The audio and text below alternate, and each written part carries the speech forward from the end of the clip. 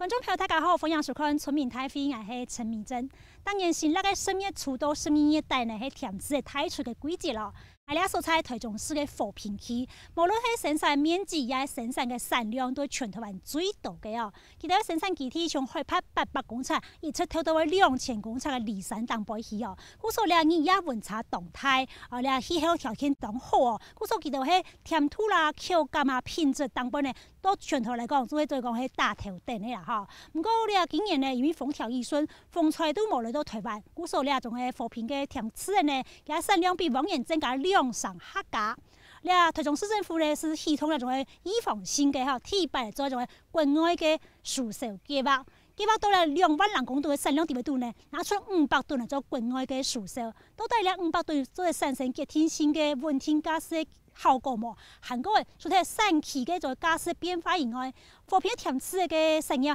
还有哪道问题要来面对嘅呢？底下行业中度嘅福山强，谈谈农民朋友嘅心声係乜嘢？也請農政單位嚟講述佢哋營業嘅對法係乜嘢？請共同嚟關心。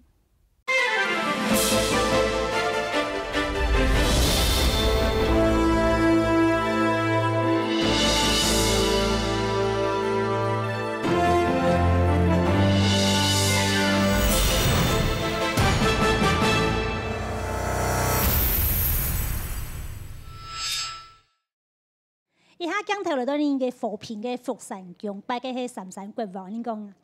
見到客家鮮明度啦，然後仲係香火帶上山來嚇。當然咧，和平區係一隻台中市唯一嘅一隻3天演出名鄉，但是咧，到位客家人啊漢人韓國嘅演出名帶鄉下情況非常嘅長久嘅啦嚇。所以呢種嘅和平咧甜區嘅產業咧，也靠得你大家合作嚟打拼出來嚇。和平咧其中甜區嘅嚇係你講全台灣最大嘅地方嚇。所以今日來睇下小姐你嘅甜區嘅以外呢，也嚟小姐講做乜經驗？客家電視村民 TV 12年第8行業和平鄉嘅小姐甜區嘅乜嘅原因嚇？竟然用乜嘅貼片問題嚟大家討論咧？馬上面小姐現場來賓，第一個呢係台中市政府農業局嘅主任秘書王瑞清王主秘，你好。各位鄉親，大家好。他的位小姐係台中市和平區農會總幹事李順東李總幹事，好。現場嘅阿伯阿妹，因嘅會員班員，大家早安，大家好。好，好啦。再來係台中市和平區嘅區公所產業觀光科嘅林雪雲林科長，你好。主持人、各位來賓、鄉親以及電視機前面的觀眾朋友，大家好。好，謝謝科長。再來位小姐係台中區農業改良場處理研究員徐景木徐研究員，你好。主持人、各位來賓，還有各位鄉親，大家早。你看到台灣中最多甜吃的個地方是說台中市啦，哈。那台中市其中嗰種嘅總村面積，吃的部分有3477公頃咁多，但是單講甜吃的是有2120公頃咁多，哈。主要種哪邊呢？主要種到你嘅和平，是今日6月那地方和平有1895公頃咁多，哈。佢產量呢有2萬人公噸咁多，哈。故說係全台灣哈，係講最多嘅一隻甜吃嘅個生產嘅地方，哈。我想要先請教一下我們這公所這邊，就是說，和平這個柿子這麼樣的有名，從民國60幾年就從日本引進，現在上古關啊。摩天嶺的地方試種，後來這個在80、90年代開始慢慢興盛起來。有什麼特別的條件，讓我們這邊的甜柿種植面積能夠是稱霸全國，產量也是稱霸全國？如同我們主持人有提到，我們和平區是摩天嶺是最早引進甜柿作物的地方。那我們和平區的幅員也是非常的遼闊，那整個氣候環境，然後再加上我們海拔的一個高度，非常適合甜柿這個作物的種植。那海拔的高度導致的就是造就的這個溫差，可以讓我們的甜柿的甜度，還有它的口感，可以目前是在全國最優的狀態。飼養環境以外呢，係非常重要。當然，種園也當重要。像剛才你總幹事，除咗飼養環境、氣候適合種甜柿以外，你哋農民係咪推薦對一種新的技術、新的品種，勇於挑戰？好。当认真去研究来做，这部分係咪也成功的关键之一？谢谢主持人吼，你也讲到迄因较感人的精神吼，因按定的叫充满正向去做上去啦。啊，两吼因为品质好，因为日夜温差真大啦吼。那看到安两个红气总啊风，比小麦还较强，但是头咧外国头太绿吼，红气总啊强啦，吼，对对，安体风的特色。你安泰这个品种係乜嘅？大邱。大邱，主要的品种吗？天咩主要因为佢粒头真大，啊因为佢吼。给的粒数较蛮多啦，其实主要係送禮嗰種拜拜用的。中啊是的。好，都在咧安泰隻嘅吼，一次在市場上推陳出新的新品種、新技術，喺運行中出來嘅先睇你先記者鏡頭去神山現場看看，都在呢度一個農民喺用馬人種出安好品質嘅甜氣嘅。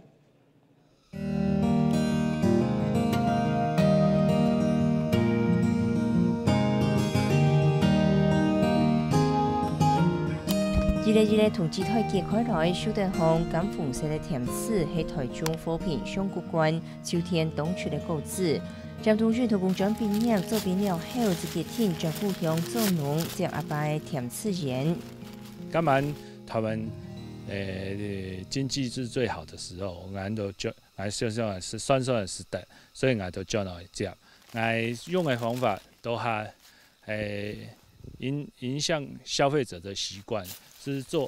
做安全的，好低农药的方式做。富裕同次龙做下係甜色品種名，係對日本來嘅。到民國65年嘅時，由當時嘅農林廳引進。民國80年代，甜色已經是賣到北外口。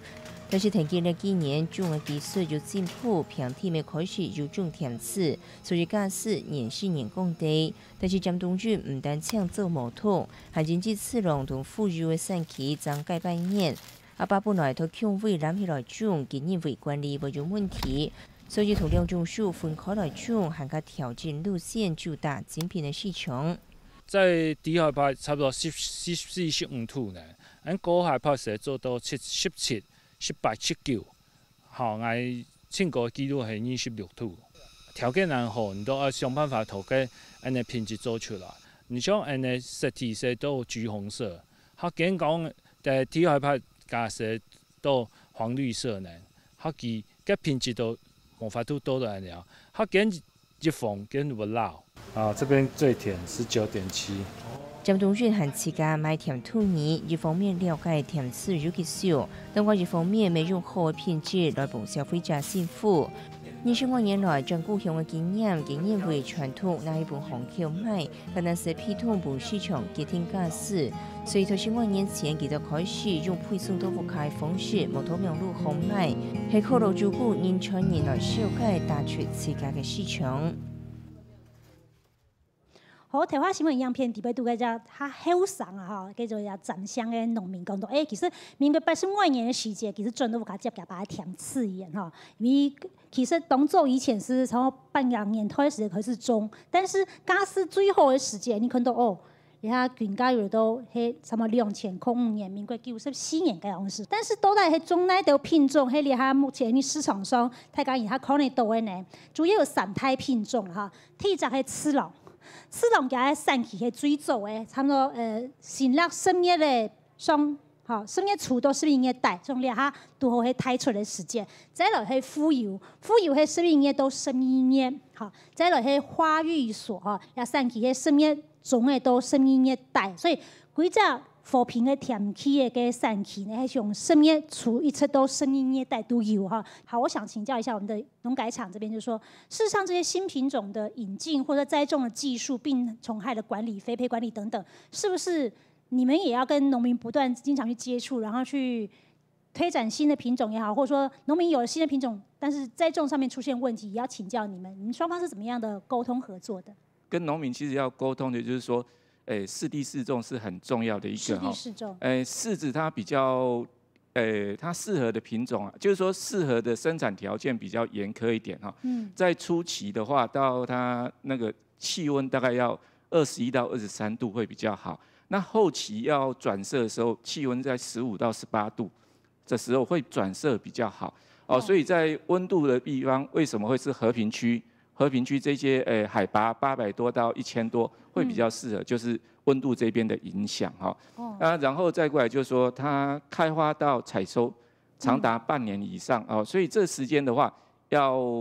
风调雨顺哦，那个不能有台风哦然后雨水灌溉要有，所以要有灌溉系统哈。像您刚刚讲有800到1000多公尺嘛哈，那不同的海拔，它的这种病害是不是也会不同？在管理上面的困难度也是不是不一样？以往都是说在什么区域，在什么时间点会有什么病害了哈。那以改良场的目前来讲，应该是说到了什么温度啊，或者是到什么湿度，哪一些病害容易会发生哦。所以现在因为气候暖化以后，那个极端气候或者是气候变化比较激烈，用以往的经验去管理的话，失败的比率很高。所以现在农民要上知天文下知地理啊。要去知道说，再过来这1个礼拜，可能天候会比如说阴雨阴雨湿度高，日照少，那我们可能有哪些病害，在这种温度条件下会发生，就要先去做预防。然后气候变化非常非常大，种田吃的像头先讲，生长的期间其实非常非常的长，照顾同困难。先从搞本恁嘅详情是讲，都带种田吃的那种问题，好，了解欣赏。我参加一个那边那个柑橘研究班的那个最年轻的是我72岁，最老的94岁，还在务农啊。年轻的完全往外面跑啊，因为在山上种这些果树，像今年的价格真的很可怜啊。那田氏现在是卖到剩有多少？人另外讲这边公斤花甲村20几块呢，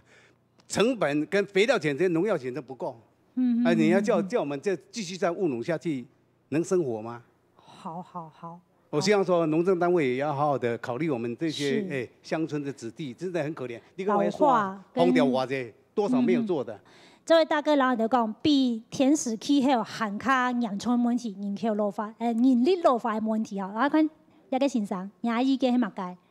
因为我退伍以后，我到台南科服务，因为和平区好山好水，我家有土地，所以说我会来种田氏。结果中秋节之前，每公斤290块。昨天寄出去，1公斤65块。我们的光是我们的耗材，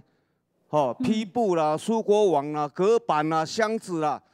就是要扣掉1/3啦。我们农民真的是快吃饭钱都快没了。和平区农会前一个月带我们去北市做那个推广活动，很感谢和平区的那个农会干部就带我们和平区的人我们去参加。可是目前是大家就是太多量了所以说现在价格一直掉甚至于行口跟你挡货，请你不要再采了，不要进来了，这是我们农民的悲哀，大家都知道。各地方的吃的太出的时间，价钱会产生青苔变化，甚至红 Q 讲抢食莫老佛松过了，但是世界咁正经做对吗？我谈其他嘅农民嘅意见，系了解欣赏。大家好哈，我的问题是缺工的问题啦。缺工的问题。对因为大家的产期都集中。像现在摘天气的时间，抢无供应咩？看你话啥？如果可以的话，就开放那个农业外劳这方向，是不是可以思考一下？现在台湾农村结构性的一些问题，譬如说从农人口老化，因为这个产业替代的关系，所以人口外流出去，从农人口老化，再就是缺工的问题。好，那当然这个收入，因为抢市的时候，产期的初期，可能这个市场上面还没有这么多量的时候，价格很好。可是当整个大量到一个高原期的时候，全台湾各地的柿子都到市场上去的时候，这价格就会下降得很快，所以这个价格的波度起伏是非常大，使得他们的收入相对来讲跟其他产业比起来讲，事实上是比较低的。台中市农业局在这部分有没有跟中央啦或跟地方这些行政单位做一个联合的沟通或者是协调，去看到这个问题，然后提出一些解决因应的办法？缺工不是光台中市，全国都缺工。农业政策里面，中央政策现在已经在修法，准备引进农业外劳这个部分。那台中市政府所做的农业政策呢，它是从我们的青年加农这个计划来开始的。那我们先培养青年农劳。那我们现在做了第4年的结果，人数当然我们每一年的员额只有50位，是不够培养的。但我们为了要经费要够，所以我们在农化基金里面的充实这个经费。那这些的部分呢，就是要来照顾农民的部分。那青年加农这个计划，衔拜传承这个计划，是为了两个因素，就是大家都知道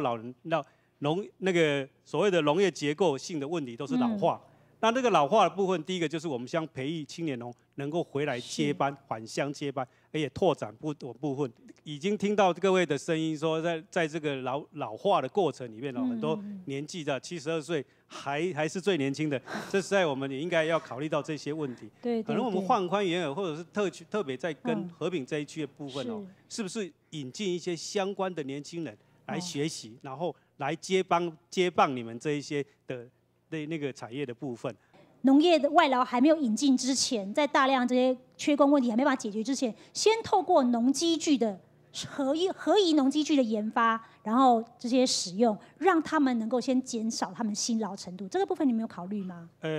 我们现在台中市这以前的小型农机的补助只要是市面上有在做的、有需求，或者农改场有研发出来的，我们都可以列入为小型农机的补助的一个范围里面。我们的经费，因为我们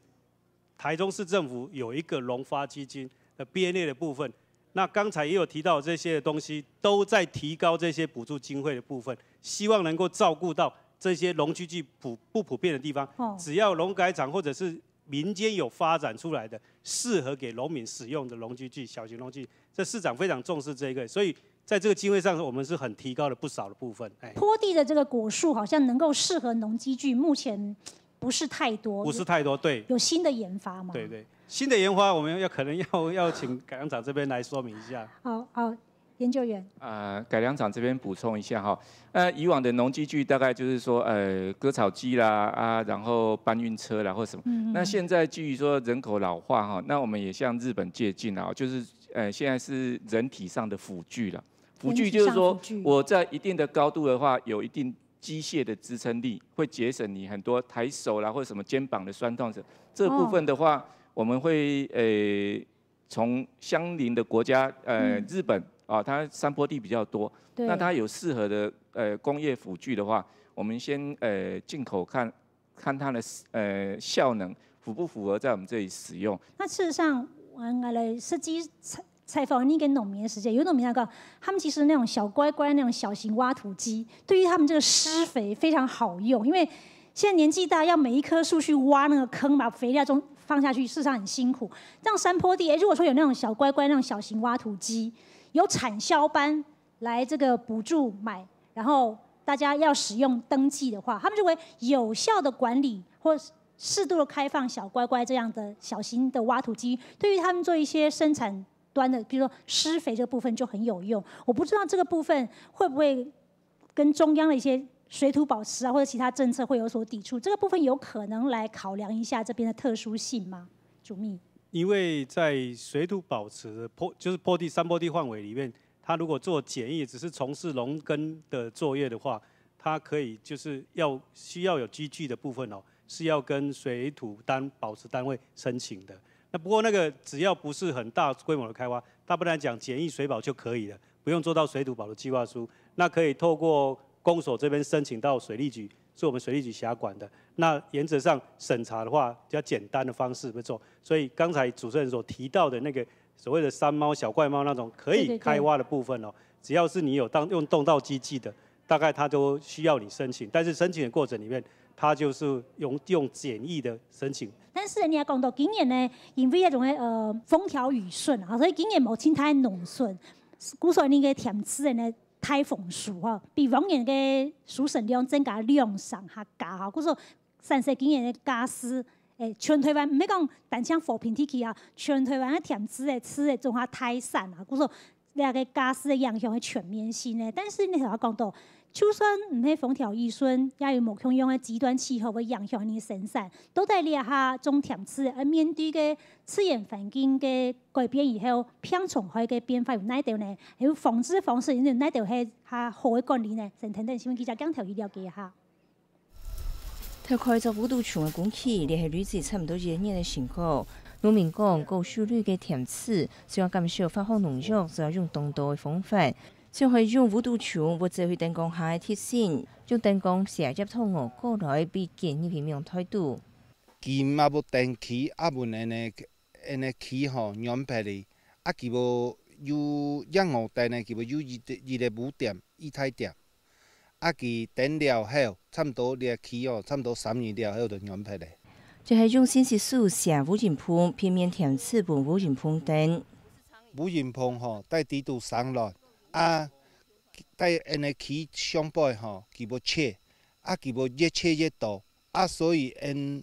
调了灌来，防止了，啊所以个肉因是咧较少下掉。除了物理防治，没有农民认为虽然甜刺中途害怕采入1000公尺嘅相关关，比平地嘅病虫害还较少，但是防治病虫害要对年头开始做起，书本身就执行就唔惊病害。嘿，你看我破片。係嘛？啊，一般嘅人鋪平多量咧，喺規家會傳落去啊！啊，安尼就因為講吼，安尼油頭分樹啊，樹性較硬強條，佢入區嘅時候會較慢。啊，安尼咧起啊，會落葉木嘅吼，這邊都講安尼摘拍了後，土比時間土比高了後，安尼摘拍了後就唔使用了藥。甜刺书种本来是日本来嘅，来到台湾都受到有气候时间的问题，所以今年有部分地区传出有气树提早落叶影响到生产。但是农民讲甜刺系落叶树，而减轻甜刺病虫害其实还是按时候的萎缩来种，同细心观察树的变化，调整管理方式。新闻样片嘅接收其实就呼应到刚刚我们的徐研究员所讲，就说事实上现在可能要更强调适地适种，或者是说要更细微去注意天气的变化、温度啊、湿度啊的变化，可能不是说什么地区就适合种什么，过去的经验值可能在这种气候的变异的状况下是非常难去掌握的。所以看到一下，目前呢，迄果实成熟期，台湾样片讲到。甜起的呢，係落葉木，故說呢，佢大致大體以後呢，以為落葉是進入所謂的休眠期，一直到第1年呢3-4月份的時間，讓開始開花大果，讓開始係果實發育期啊，所以佢喺成長的主期係影響佢，然後喺果實期，然後進入休眠期啊，等等要進入休眠期哈，所以用嘢照顧看起來哈，其實無共用，因為要落葉嘅水啦，唔會落葉嘅水嘅，佢無共用。想請教您嘅現場嘅農民哈，因為落跌皮以後，我用幫人照顧嘅甜起嘅樹，好，那個先生。我感到到那個資訊哈，我以前是問過農會嘅推廣人員哈，我講這個防治的農藥啊，他們介紹了很少了，用在柿子。他通常他沒有說甜刺啦，他只是用柿子，較早一款兩期啊，那種是不，較沒有什麼病害，所以他介紹了那個農藥很少。農業推廣人員他是給我說，現在那個網絡很方便啦，上網去查就知道。上網去查，即使像我們70幾歲、70、80歲人在做農了，那有幾個會用那個。網絡的會看網絡的，我們看過沒有辦法去了解。所以你是去農會問，還是去公所問？農會。去農會問。你公所還要問誰啊？好。我是簡單。好，謝謝。所以這個農藥資訊的提供上面要更完整一點哈。好，了解先生。來想問一下，起哈忙前忙要不要嗆嗆的？有的農民像我的就是起了忙長的要不要嗆嗆的？這個就沒有用啦。這柿子也不會長大。一旦落葉之後，起也是唔會夠胎。它沒有養分，怎麼會長大？它沒有光合作用就不會長大了。那延後的話，一樣是整個生理期都不對了。整個生理期都不對，明年度也不對。这提早落叶的问题非常严重。好，那我先请教我们家的农改场好了。提早落叶这状况，农民讲说已经持续一段时间了，不是今年才发生。农改场有注意到这个现象了吗？这个部分的话哈，因为一种果树啊，它不是像菜说几个月收起来，它是长年性的，很久这样子。那它病虫害会潜伏在叶子跟枝梢了哈，所以你在清园的时候没有做好的话哈，第二年它发生的就会比较快了。哦，所以这种的越久的专业区或者是什么，它的病害会逐年的加重。所以我们一再强调，因为作物单一，所以它的那个对它的落叶或者是在上面的枝梢有病菌潜伏在那里的时候，你没有做好的清园动作没有做好，明年它就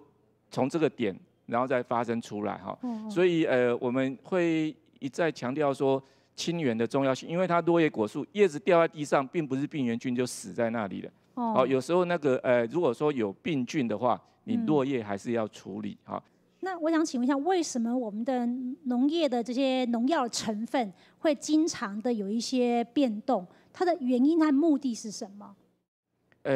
当然第一个就是说，有些比较老的药剂可能有抗药，就病原有抗药性的，效果不彰的，或者是什么的问题哈。再过来就有可能长期使用后有致肿瘤性或者是什么其他的问题，会有取消的这个部分哈。那药物毒物试验所他们会针对这些做一些试验了，那就是定期会做更新。当然不是所有的药都会更新，而是有一些药会做更新。所以为了避免说你给他纸本，那然后他拿了那个纸本3-5年后还是用那种药，万一被禁止了，那会造成后面的一些问题。好，所以就是说在资讯上，希望他们抓最新的资讯来做使用。好，农非是的从老3本44来恁迄种的农改良场来了解哈，到底哪条药头摆是得用，今是唔得用，哈，因为可能头摆冇注意到有会bệnh癌的可能性，你下發現講國際上有研究出來咯，呢種嘅農藥是唔得夠用嘅，有會bệnh癌症，會用埋新嘅替代性嘅藥。另一部分有可能農會他主動去來恁嘅改良場來聯絡，哈，隨時農民同電話打落來，你農會都做辦法來回應佢哋嘅答案。呢方面咧，繼續來加強哈，對呢個推廣人員嘅這個教育哈，因為配合改良場從我來講是，因為農藥鏡頭改變哈，你都用得用唔得哈。其實它不是禁藥，它是沒有使用那個推薦而已的哈。我們建議說，農藥哈，都按需這個容許範圍內哈，教大家來使用啊。謝謝。藥要怎麼用，針對我們的外銷是也會有相關，因為有些國外它對某些農藥成分它是限定禁止進口的。那如果台灣想要去銷到那個國外市場，可是那個市場是不准用這個藥，台灣如果還繼續用的話，根本銷不出去。不是說你做不做外銷，而是你如果這個藥在前面生產管理沒有做好的話，根本打不開那個市場。這兩方面問題，農業局有看到這樣的現象嗎？外銷的部分在市場上一定是會有檢疫的問題，所以用藥就非常的要很精準，因為國外檢疫非常的那個把關非常嚴謹。那我們自己本身也要注意食安的問題，因為這現在很重視食安的問題。所以外銷這一塊來講，以田氏來說，市政府上的立場現在大概做兩個方向，一個就是國內行銷，那就是配合各農會或者是配合和平農會，到處像在北農那個第二市場去做促銷，或者是在各地方的促銷。那現在有一個比較我們想要做的地方，就是我們透過食農教育裡面導入了我們學校的營養午餐裡面，讓學生能夠吃到部分。看一下甜吃，頭先講到生產嘅問題非常非常大，雖然今年呢係太豐富，不過大家可能社會時間唔係講非常的長啊，所以從2001年開始一直，我們看到整個甜食在台灣的成交量是一直在往上，雖然有下去，但是前年也來到11704公噸，那去年是有下來一點，今年的還沒有出來。好，餅是做大了。可是餅做大的價格有沒有變漂亮呢？價格我們剛剛講最漂亮的時候，大概是民國94年的時節，嗰陣時平均嘅價是係88.17，好，然後將近88塊。去年看到平均的價錢係64.45，用百姓擺脫這樣子的整个市场的量是增加了，销量增加，可是价格好像是逐年的没有太大的起色。係咪有人請出目標方式來面對這樣的情況？來講，記得可能目標用市場要幫營造，先等等新聞記者剛頭去了解下。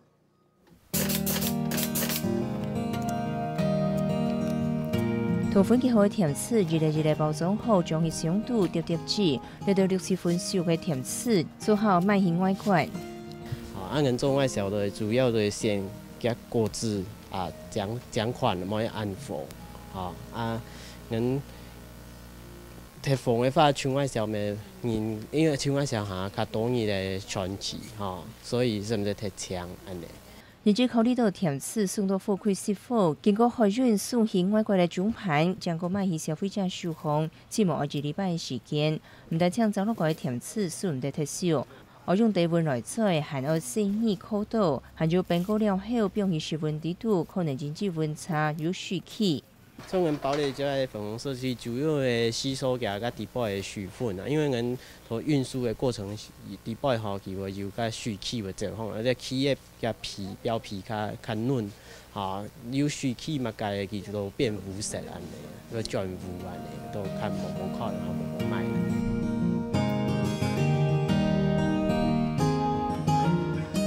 除了賣刺激果子，外銷商例如做果乾，就係刺入茶了到相關產品。甜柿外銷超過10年嚟，可按多年來累積起來嘅信用，多多農民會開始會同自家屋企甜柿，分結了後直接送去外銷商嘅包裝廠，透過同一品牌嘅釋貨包裝，外銷量日趨係賣到唔負賣嘅情形。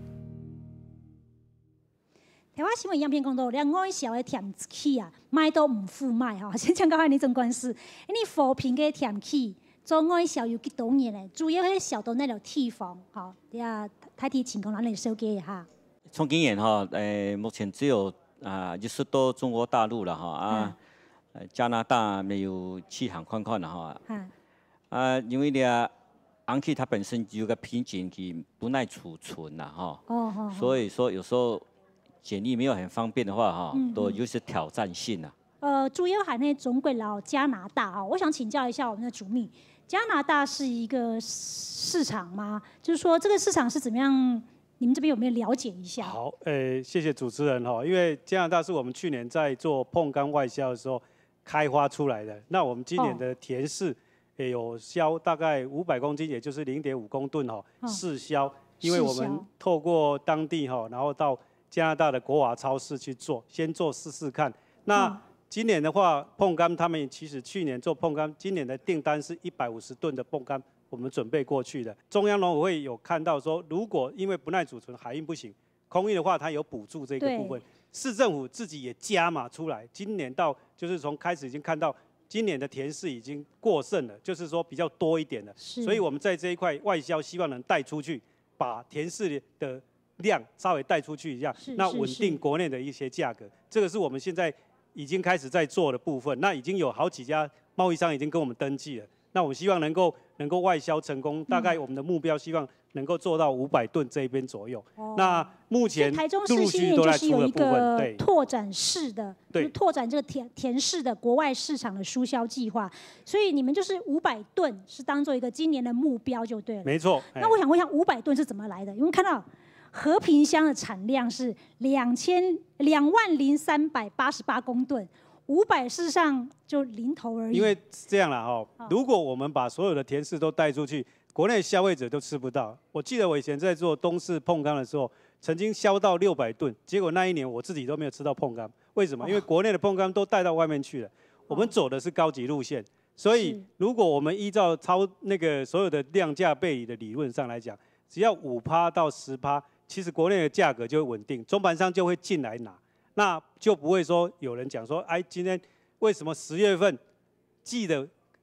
那個價格是200多塊，11月份就差那麼多？對，這個就是已經開始大家都在出，所以中盤商就會壓低價格來收這個東西存在。所以如果我們把這些銷量讓這些國內貿易商、農會、農民團體合作社幫我們帶一些出去，那到國外的話，那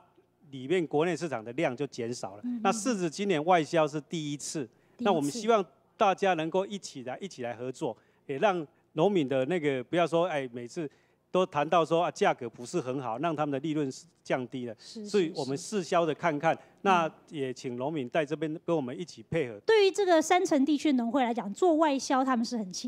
很有经验，很多水果都在做外销。当然甜柿可能今年是以前在台湾就已经销得很不错，不需要销出去。那今年当然情况比较特别，但是我们也知道，做外销事实上跟国外的这些贸易商签订是比较长期的合约，所以那个价格上面通常不会是太漂亮的一个价格，它也许是一个相对比较稳定的价格。那你只要长期保有这个线的话，农民是每年有一个比较像契作一样保价收购一样，是比较稳定的价格。可是农民也会面临一个难题啊，如果现在国内市场的销价1公斤是100块，那我还要交贸易商这个外销订单的70块吗？这个抉择是很难的。那这个部分，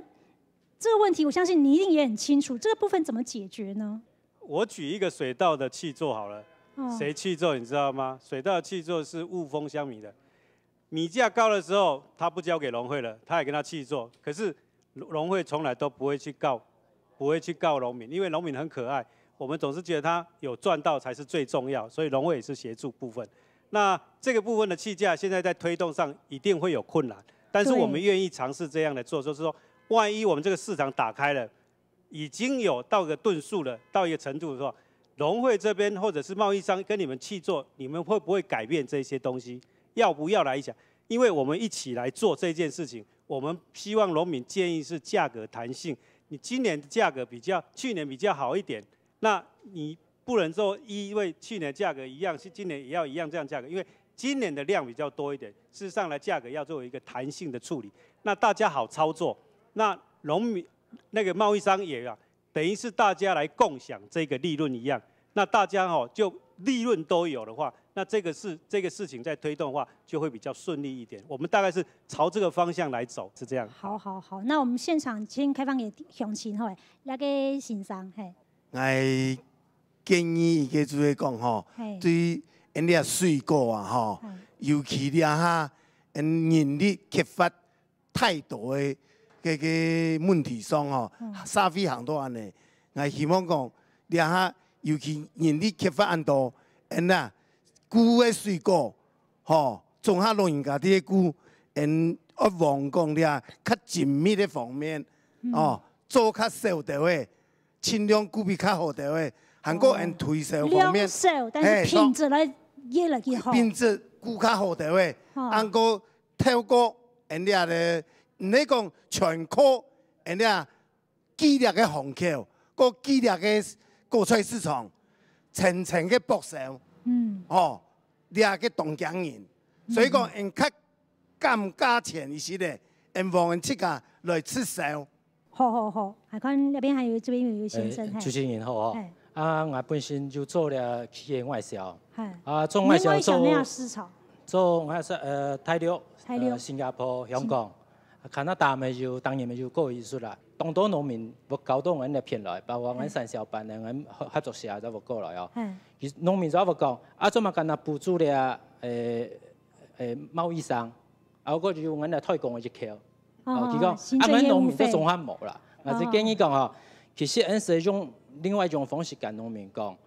那入高品那就好冇農藥殘毒嘅部分，係咪補助一條不記，意思是。把人哋果品慢慢來過，共同參加咧嘅話，而無論係貿易商，無論係合作社、產銷班，一個農民本身都有得到獎勵、鼓勵之處嘅。我哋邊來做登記，啊，見公款嘛，見咪抓住按種補助哦。農民咧，啲素質嘅會慢慢提高。你慢就係啦，目前來講哦，我同外銷地方開發獨到嘅都係其實見咗好食，喺台灣出過咧種甜柿就咁講好。問題緊較唔啲嘅，都係睇到有咩種一道喺台灣嘅甜柿，就過一件我因為講，傻分不清楚到底係台灣呢，係呢大陸嘅台灣嘅企業嘅意思。所以我建議喺設計農民都係要嘅量，譬如講喺拿890，睇到有冇法度種890嘅種嘅數嘅企業睇了嘅，喺度設計佢做咧區隔起來。按你咩設計，喺品質嚟講，唔好講从较8球之前就太甲凊毛的讲，啊，毋对样时无太无细，佫毋对歹文明的。听完台下乡亲的这个意见，我们请台上来宾做总结、回应和总结了哈。那首先我们先请教我们这个区公所这个科长这边，就是说，事实上，农民对于这个田氏要做外销这件事情，当然往年可能没有田氏，像今年因为风调雨顺的关系，增产2成，有这样迫切的需要。那今年也许是第一遭有这样一个迫切的需要，可是大家对于外销这个市场又有点好像又爱又怕。像刚刚这位大哥讲，为什么这个疏销计划500吨只有补助这个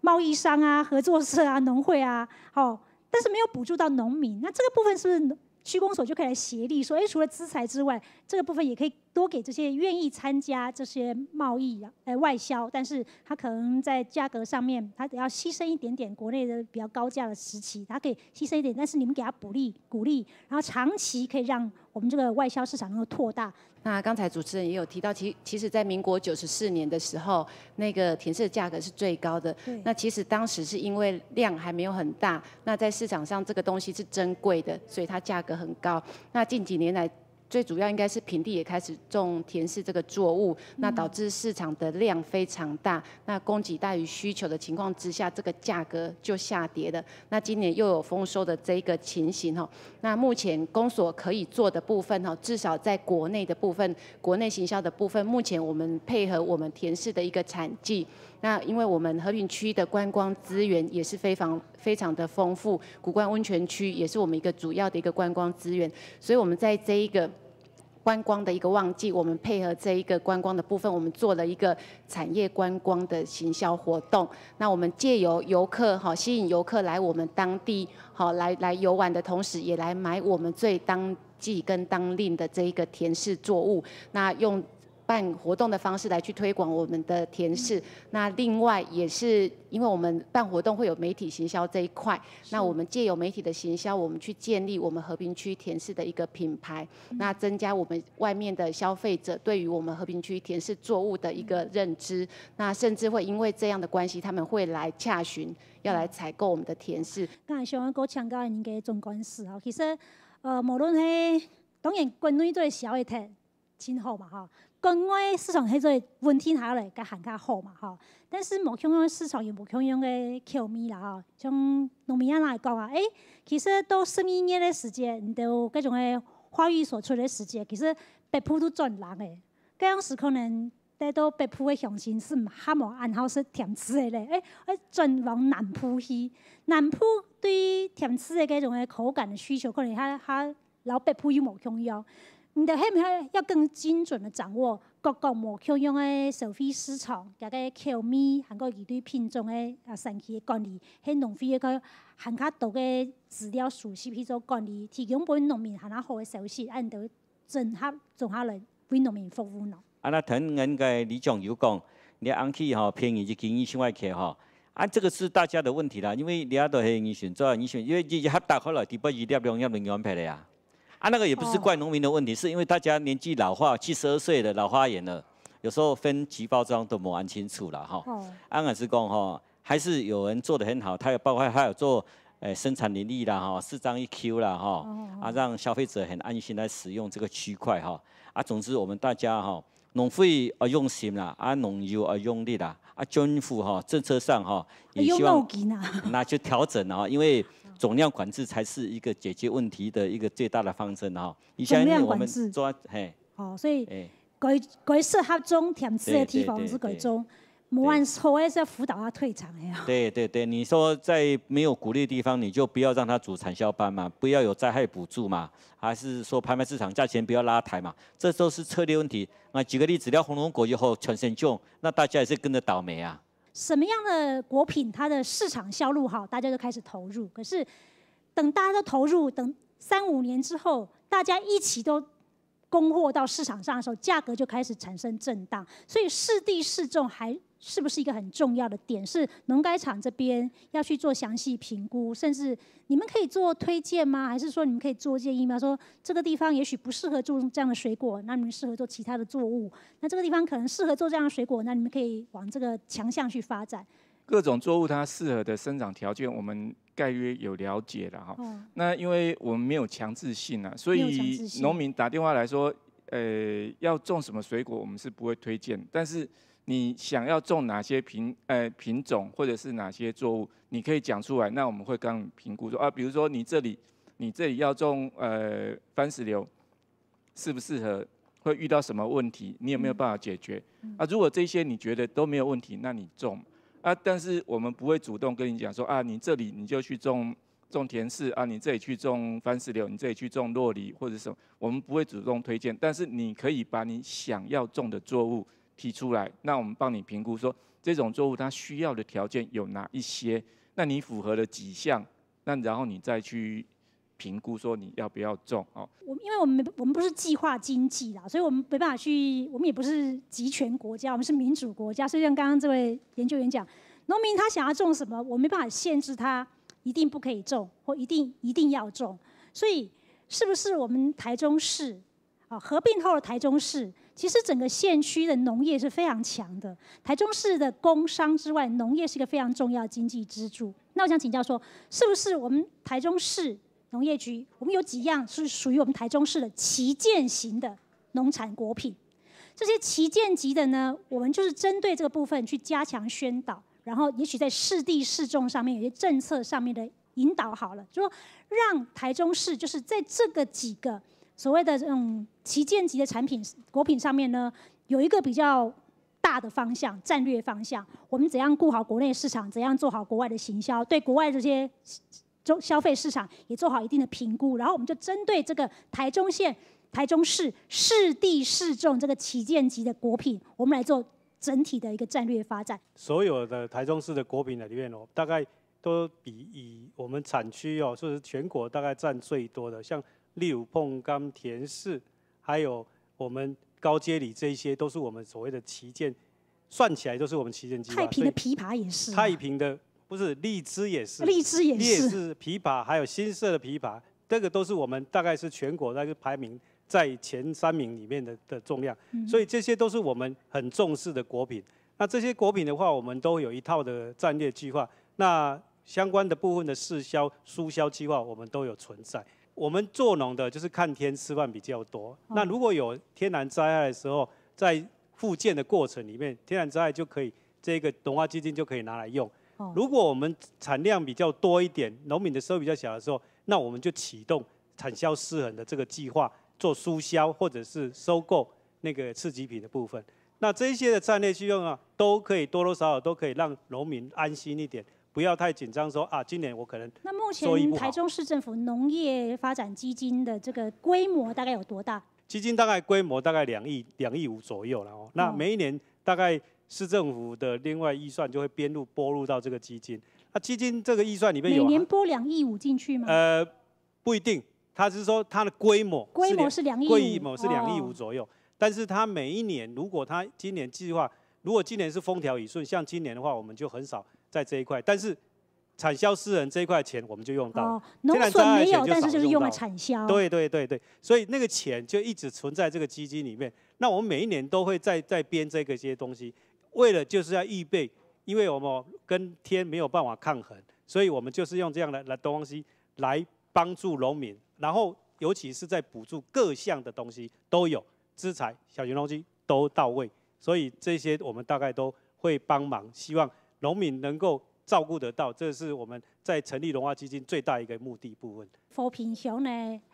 有亲战斗的资源嘅环境，还有气候的条件，当然有当3万大边嘅农民吼，佢哋来生产按果品质嘅水果，一年透天无享有季节，一年四季都无享有果品来生产出来，值得你大家来乡亲来支持。像今日带你嘅乡亲来到和平乡，看看今年的甜吃嘅，因为风调雨顺，它抽成台风树，台风树2胎、3、2胎，它实质的